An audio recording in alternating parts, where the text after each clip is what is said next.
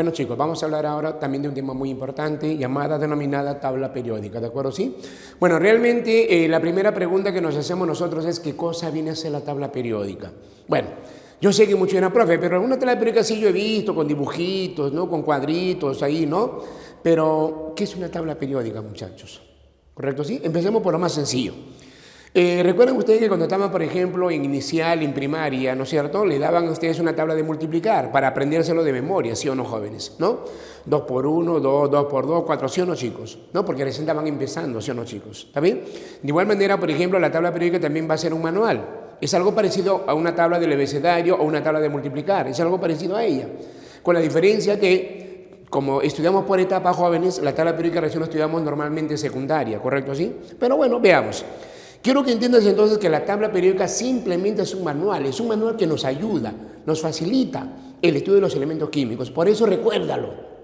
Hablar de una tabla periódica, jóvenes, es hablar simplemente de un manual nada más.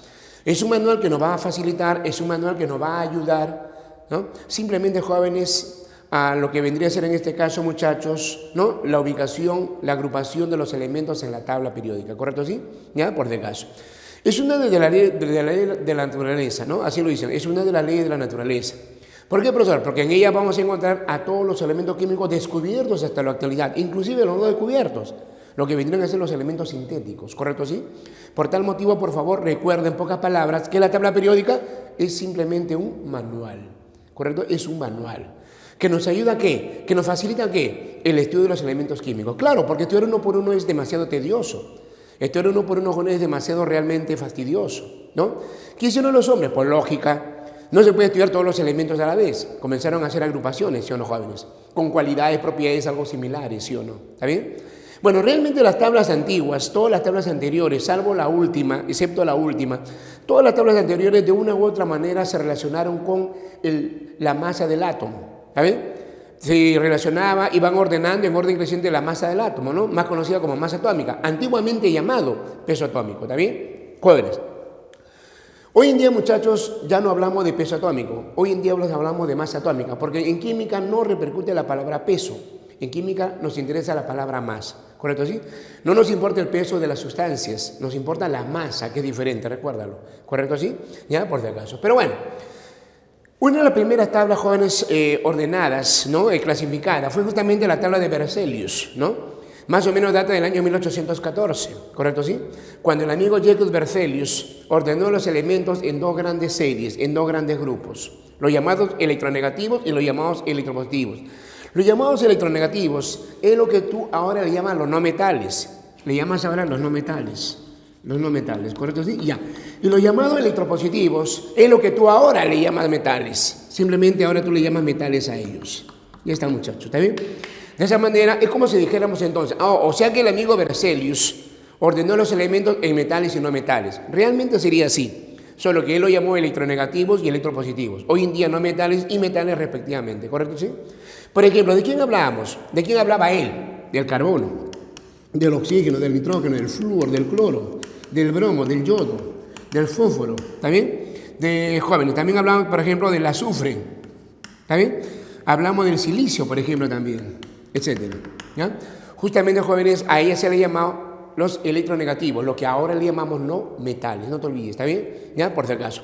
De igual manera, jóvenes, la otra sería electropositivos, o llamado metales simplemente. ¿Hablamos de quién? Hablamos del cobre, de la plata, del oro, del hierro, del cobalto, del níquel, del plomo, del estaño, ¿no? Etcétera, muchachos.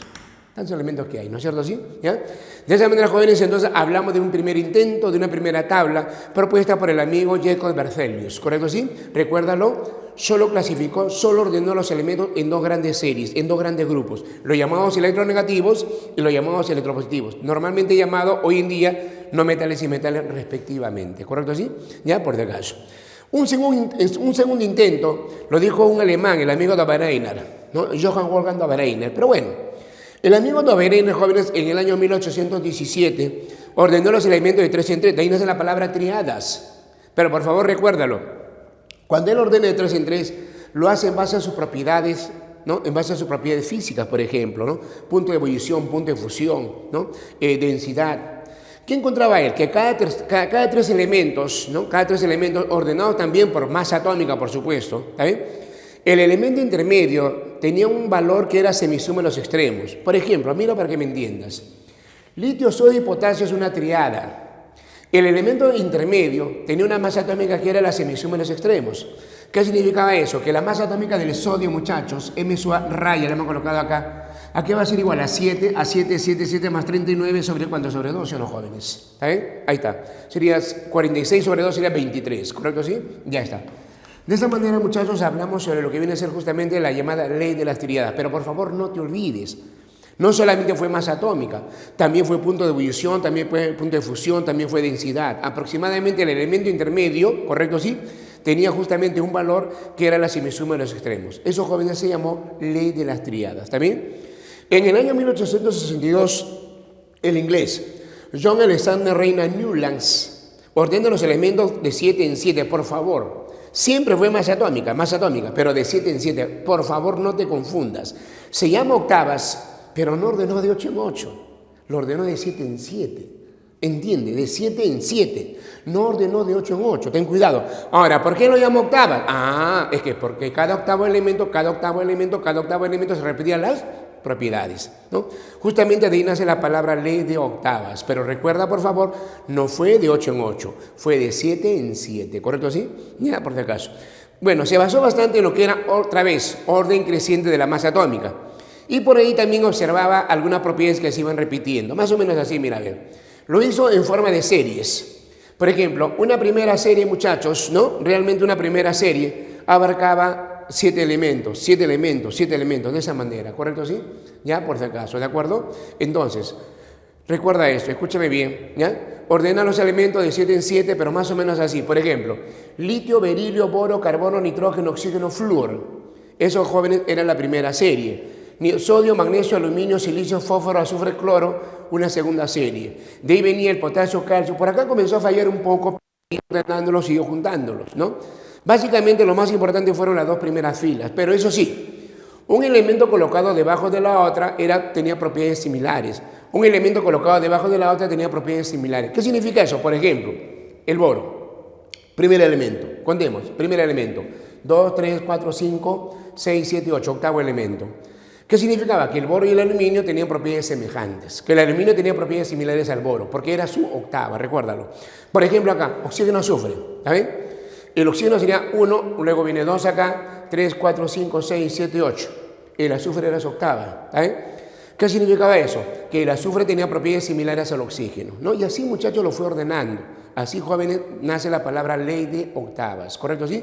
De 7 en 7, no te vayas a olvidar, ¿de acuerdo? Ya, continuando, jóvenes, con la tabla periódica, vamos a hablar ahora del cuarto tipo, del cuarto caso, ¿sí? Llamada también la tabla cilíndrica. Fue propuesta por un francés, el francés Alexandre Émile Beguer-Chamcortois, más conocido por ti como Chamcortois nada más, ¿correcto? ¿Sí? Bueno, realmente al igual que las demás tablas periódicas, él ordena, jóvenes, a los elementos en orden creciente de la masa atómica. Recuerda, el peso atómico, ¿de acuerdo? ¿No? ¿Sí? Ya, por si acaso. Cuando él ordena en orden creciente las masas atómicas, él hace como especie de un cilindro, mira, lo puedes ver, observar acá. De tal manera que en una misma columna, ¿no? Llamado también por los geómetras como generatriz, tenía elementos con propiedades similares, ¿no? Significaba que el litio, sodio, potasio, rubidio tenían que tener propiedades semejantes, que el berilio, magnesio, calcio, troncio, propiedades semejantes, ¿no? Y así consecutivamente, ¿de acuerdo o no? ¿Ya? Pero recuerda, orden creciente atómica también, y también, muchachos, también fue denominado, por ejemplo, el anillo telúrico, ¿de acuerdo o no? ¿Sí? Pero recuerda, ordenación en una forma helicoidal, mira, como un helicoide, ¿correcto? ¿Sí? ¿Ya? De esa manera, muchachos, hablamos sobre la denominada tabla cilíndrica, ¿correcto? Bueno, de ahí viene, jóvenes, lo que vendría a ser, en este caso, la llamada tabla corta, ¿no? La tabla más importante, porque fue el ruso Dmitri Ivanovich Mendeleev que en el año 1869 crea la llamada ley periódica, y con él nace la palabra tabla periódica, ¿saben? Con él, jóvenes, nace la palabra tabla periódica, ¿saben? Justamente, muchachos, él crea la ley periódica manifestando que las propiedades de los elementos son funciones periódicas de la masa atómica, que las propiedades de los elementos dependen de la masa atómica, lo que vas a encontrar en los libros. Las propiedades de los elementos dependen del peso atómico, ¿no? Sino que en química, recuerda, no hablamos de peso, sino hablamos de masa. Por lo tanto, para el ruso Mendeleev, muchachos, ¿ya? Para el ruso Mendeleev, los elementos se van ordenando en orden creciente de la masa atómica, pero eso sí, en una misma columna tienen que tener elementos con propiedades semejantes. Realmente se basó un poco lo de Newland y también se basó un poco en lo que dijo el amigo Champ-Courtois, ¿está bien? Ya tomando como esa referencia, ya justamente el amigo Mendeleev fue algo más completo en lo que él manifestó. Pero recuerda, él crea la llamada ley periódica, ¿de acuerdo o no? ¿Sí?